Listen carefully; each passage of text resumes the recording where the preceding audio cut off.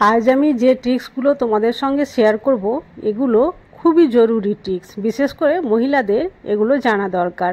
কারণ কোন সময় যে বিপদ চলে আসবে কিছু বলার নেই। এই ট্রিক্সগুলোর নাম দিয়েছি আমি বিপদকালীন ট্রিক্স। এমন কোনো দিন হতে পারে যে গ্যাস সিলিন্ডার প্রায় শেষ হয়ে এসেছে, গ্যাসে আর হয়তো রান্না হবে না। খুব বেশি হলে গ্যাসের সিলিন্ডার ঝাঁকিয়ে ঝাঁকিয়ে খুব বেশি হলে 15 মিনিটের বেশি আর জ্বলবে না। সেই মুহূর্তে কি করে আমি ভাত তরকারি রান্না করব সেই প্রসেসটাই তোমাদের সঙ্গে শেয়ার করছি। তো চলো, পিকে ম্যাজিক ফুড ফ্যাক্টরিতে তোমাদের সকলকে স্বাগত জানিয়ে শুরু করছি আজকের ট্রিক্স। যদি ভালো লাগে একটা লাইক করে দিও। যেহেতু ভাত তরকারি আমি সবই রান্না করব আর গ্যাস আমার খুব অল্প, তাই এই প্রসেসটা প্রথম থেকেই আমি শুরু করি। রান্না চাপাবার আধ ঘন্টা আগে এইভাবে ভাতের চালটা আমি ভালো করে ধুয়ে ভিজিয়ে রেখে দিলাম। আর অন্যদিকে ডাল রান্না করব, তাই ডালকেও ভালোভাবে ধুয়ে একটু ভিজিয়ে রেখে দিচ্ছি। আর হ্যাঁ, চ্যানেলটি যদি এখনও পর্যন্ত সাবস্ক্রাইব করে না থাকো তাহলে প্লিজ সাবস্ক্রাইব করে দিও, আর যদি আগে থেকে করে থাকো তাহলে তোমাদের জন্য রইল অশেষ ধন্যবাদ। ডালটা আমি আরও বেশ কয়েকবার ধুয়ে ভিজিয়ে রেখে দেব। তারপরে নিয়ে নিয়েছি একটা মাঝারি সাইজের আলু। আলুটাও ভালো করে ছিলে ধুয়ে নিয়েছি, এটাও আমি সাইডে সরিয়ে রেখে দিচ্ছি। এরপরে নিয়ে নিচ্ছি 4টে করলা। করলাকেও ভালো করে আমি ধুয়ে নিয়েছি, এটাও আমি এবার সাইডে সরিয়ে রেখে দিচ্ছি। এরপরে আমি নিয়ে নিচ্ছি 5টা বড়ি। বড়িগুলো আমি এবার সাইডে সরিয়ে রেখে দিচ্ছি। এরপরে আমি নিয়ে নেব একটা পলিব্যাগ। পলিব্যাগটা কিন্তু এখানে নতুনই রয়েছে। আর এর মধ্যে আমি দিয়ে দেব সেই ধুয়ে রাখা ডাল। ডালটা আমি বেশ কয়েকবার ধুয়ে নিয়েছিলাম, তারপরে ভিজিয়ে রেখেছিলাম। এবার জলটা ছেঁকে ফেলে ডালটা আমি এর মধ্যে ঢেলে নেব। পলিব্যাগের মধ্যে সম্পূর্ণ ডাল দেওয়া হয়ে গেছে। এরপরে আমি কিছুটা জল দিয়ে দেব। আর জল দেওয়ার পরে পলিব্যাগটা খুব সুন্দরভাবে আমি মুখটা গিট মেরে দেব। আর ভিতরে যেহেতু বাতাস রয়েছে, এই বাতাসটা কিন্তু বাইরে বের করে ফেলতে হবে, তাই একটা সেফটি পিন দিয়ে আমি ছোট ছোট 2-3টা ফুটো করে নিলাম, যাতে জলটাও বেরিয়ে না আসে আর বাতাসটাও খুব ভালোভাবে বেরিয়ে যায়। এবার অন্যদিকে গ্যাসের ফ্লেম অন করে আমি ভাতের হাঁড়িটা চাপিয়ে দিলাম।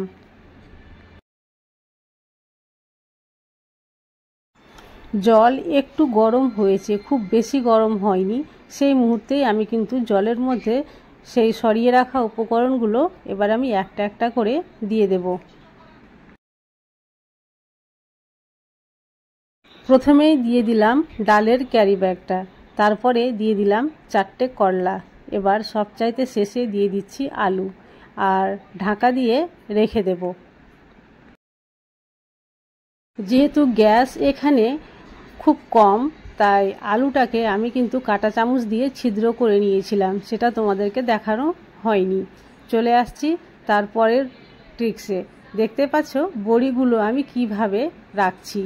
এইভাবে যদি বড়ি রাখি আর একটু উল্টে পাল্টে দিই তাহলে এক্সট্রা গ্যাস খরচ করতে হবে না, অথচ বড়িগুলো ভাজা ভাজা হয়ে যাবে। দেখো বড়িগুলো কত সুন্দরভাবে লাল লাল করে ভাজা হয়ে গেছে। এবার এটা আমি সাইডে সরিয়ে রেখে দেব।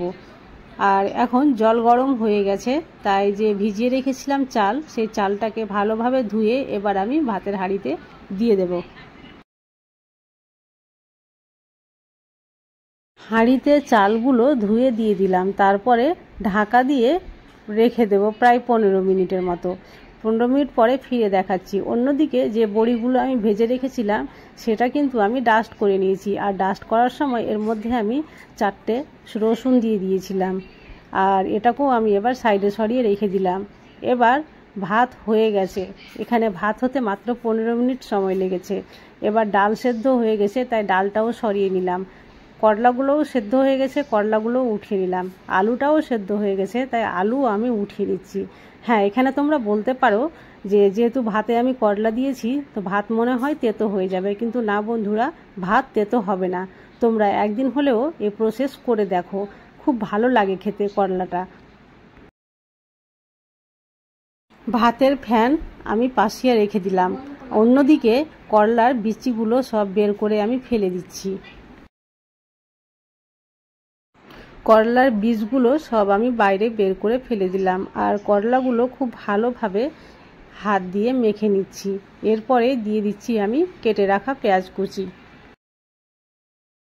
এরপরে দিয়ে দিলাম আমি 1 পিস পাতিলেবুর রস। এখানে পাতিলেবুর রস দেওয়ার জন্য করলাটা আর তেতো লাগবে না। আর দিয়ে দিলাম পরিমাণ মতো লবণ আর স্বাদ মতো লঙ্কার গুঁড়ো।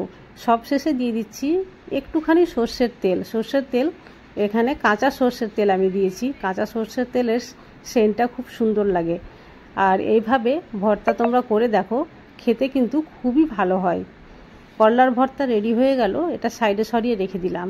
এবার যে ডালটা আমি সেদ্ধ করেছিলাম একটা বোলে ঢেলে নিলাম। তারপরে এর মধ্যে আমি দিয়ে দিচ্ছি কিছুটা কেটে রাখা পেঁয়াজ, আর দিয়ে দিলাম পরিমাণ মতো লঙ্কার গুঁড়ো, স্বাদ মতো লবণ আর কাঁচা সর্ষের তেল। সমস্ত উপকরণ খুব সুন্দর করে একটু মেখে নিতে হবে। ভালোভাবে মেখে নেওয়ার পরে এটাও আমি সাইডে সরিয়ে রেখে দেব। এই ডালের ভর্তাও কিন্তু খেতে খুব সুন্দর লাগে। গরম ভাতে এই ডালের ভর্তা আর করলার ভর্তা যদি থাকে তাহলে 1 থালা ভাত এমনিতেই শেষ করা যায়। এরপরে নিয়ে নিলাম একটা বাটি, আর সেটাতে দিয়ে দিচ্ছি সেই সেদ্ধ করা আলু। তারপরে দিয়ে দিলাম কেটে রাখা পেঁয়াজ কুচি, পরিমাণ মতো লঙ্কার গুঁড়ো, স্বাদ মতো লবণ আর কাঁচা সর্ষের তেল।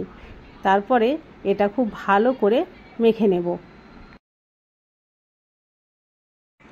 আলু সেদ্ধটা মাখানো হয়ে গেল। এবার এই আলু সেদ্ধ সাইডে সরিয়ে রেখে দেব। তারপরে আরও একটা বাটি আমি নিয়ে নিলাম, আর এটাতে আমি দিয়ে দেব সেই বড়ির ডাস্ট। তারপরে দিয়ে দিচ্ছি পেঁয়াজ কুচি, পরিমাণ মতো লবণ, স্বাদ মতো লঙ্কার গুঁড়ো, কাঁচা সর্ষের তেল আর কিছুটা গরম ভাত। আর এই সমস্ত উপকরণ একটু ভালোভাবে মাখিয়ে নেব। ভাতটা এখনই রান্না করেছি, যেহেতু গরম হাত দিয়ে মাখাতে পারছি না, তাই চামচ দিয়ে একটু নেড়ে চেড়ে আমি ঠান্ডা করে নিচ্ছি। ঠান্ডা হয়ে গেলেই হাত দিয়ে খুব ভালোভাবে এটা আমি মাখিয়ে নেব। এতক্ষণে ঠান্ডা হয়ে গেছে, তাই হাত দিয়ে খুব ভালোভাবে আমি মাখিয়ে নিলাম। আর এবার আমি তোমাদের সামনে পরিবেশন করে দেখাচ্ছি ভাতের সঙ্গে কি কি তৈরি হলো সবগুলো দেখে নাও। প্রথমে রেখে দিলাম ভাত, তারপরে দিয়ে দিলাম বড়ির ভর্তা, তারপরে আলুর ভর্তা, এরপরে দিয়ে দিচ্ছি করলার ভর্তা, তারপরে দিয়ে দিচ্ছি সেই ডালের ভর্তা। অল্পটুকু গ্যাস জ্বালিয়ে এতগুলো জিনিস তৈরি করা হয়ে গেল মাত্র 15 মিনিটে। ভিডিওটি যদি ভালো লাগে চ্যানেলটি অবশ্যই সাবস্ক্রাইব